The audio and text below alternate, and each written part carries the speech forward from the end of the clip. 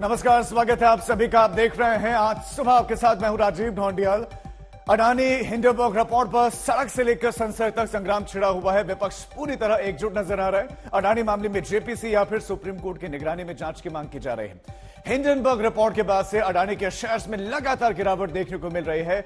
अडानी का नेटवर्थ दूसरे नंबर से 16वें नंबर पर जा पहुंचा है। विपक्षी दल पूरी तरह से एकजुट नजर आ रहे हैं। अडानी से एफपीओ भी वो लेकर आए, लेकिन उसको फिर 24 घंटे के अंदर ही जो सब्सक्राइबर्स का पैसा है वो वापस लेने का ऐलान भी कर दिया गया कि उनके पैसे उनको वापस लौटाए जाएंगे। तो वहीं आरबीआई ने सारे बैंक से कर्ज की जानकारी मांगी है कि अडानी की कंपनीज को आपने कितना कितना कर्ज दिया है। वहीं एनएससी ने अडानी के 3 शेयर्स पर निगरानी बिठा दी है। 3 शेयरों पर अब निगरानी है एनएससी की, जबकि अडानी ग्रुप के 2 से वो 16वें नंबर पर पहुंच गए हैं। ये एक बड़ी गिरावट है जो लगातार दर्ज की गई। हिंडनबर्ग की रिपोर्ट के बाद यह असर देखने को मिला कि विपक्ष लगातार अब सड़क पर तो प्रदर्शन कर रहा था, लेकिन संसद में हंगामा देखने को मिल रहा है। और वो कह रहे हैं कि जेपीसी या फिर सुप्रीम कोर्ट की निगरानी में इसकी जांच हो और संसद में चर्चा की मांग लगातार की जा रही है। और अब से कुछ देर के बाद एक विपक्षी दलों की बैठक होनी है। कांग्रेस अध्यक्ष मल्लिकार्जुन खड़गे ने बैठक बुलाई है और अडानी के जो शेयर्स हैं उनमें लगातार गिरावट देखने को मिल रही है। आरबीआई ने कहा है कि बैंकों से जानकारी मांगी है कि आपने कितना कर्ज अडानी की कंपनीज को दिया हुआ है। और दूसरी तरफ जो शेड्यूल यूएस बॉन्ड है उसका भुगतान अडानी ग्रुप की तरफ से। तो सुप्रीम कोर्ट से या फिर जेपीसी से मांग की जा रही विपक्ष की तरफ से कि ऐसे हो। अडानी लगातार अब इस पूरे मामले में हिंडनबर्ग की रिपोर्ट के बाद से घिरते हुए दिख रहे हैं। वो विपक्ष के निशाने पर भी हैं और उनकी कंपनीज लगातार अब घाटे में जाते दिख रहे हैं।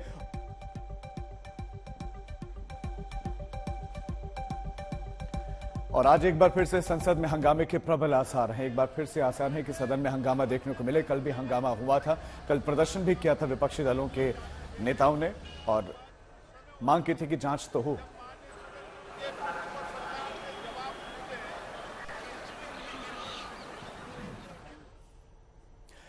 ग्यारह बजे से एक बार फिर से संसद की कार्यवाही शुरू होगी, लेकिन एक बार फिर से आज हंगामे के आसार हैं। और हंगामा अडानी ग्रुप के जो शेयर्स हैं जिनमें लगातार गिरावट हो रही है और अडानी के मसले पर हिंडनबर्ग की रिपोर्ट पर एक बार फिर से आज संसद में गहमा गहमी देखने को मिल सकती है। एक बार फिर से शोर सुनाई दे सकता है।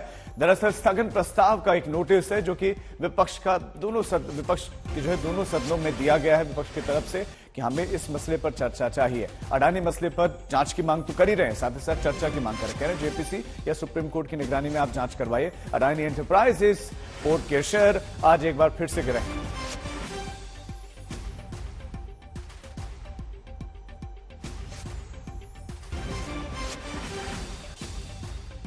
इस देश के जो भी जितने भी करोड़ों पॉलिसी होल्डर्स हैं या बैंक में डिपॉजिट रखने वाले, उनका विश्वास बैंकों पे से उड़ जाता है, एलआईसी से उड़ जाता है। तो इसीलिए लोगों के हित में हम ये काम कर रहे हैं और हमारा डिमांड यही है, चर्चा कराओ। और हमारी मांग ये है कि या तो जॉइंट पार्लियामेंट्री कमेटी बनाओ और इसकी इंक्वायरी करो, या नहीं है तो सुप्रीम कोर्ट के चीफ जस्टिस के नेतृत्व में कमेटी बनाकर इसको इंक्वायरी कराइए और डे टू डे रिपोर्ट बाहर करते जाइए।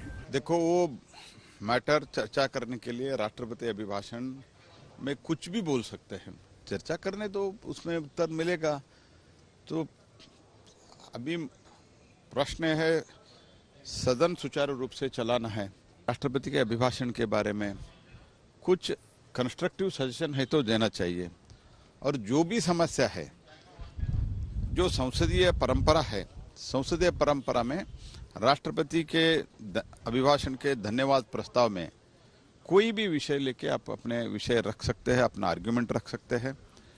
तो इसीलिए मेरा स्पष्ट मानना है, सदन सुचारू रूप से चलाने के लिए मैं उनसे प्रार्थना करता हूं। पार्लियामेंट्री प्रोसीडिंग को डिस्ट्रप्शन के जरिए, हुड़दंग के जरिए जिस तरह से हाईजैक करने की षड्यंत्र और साजिशें कई सत्रों से पहले से दिखाई पड़ती हैं, वो उसी का एक और नज़ारा है।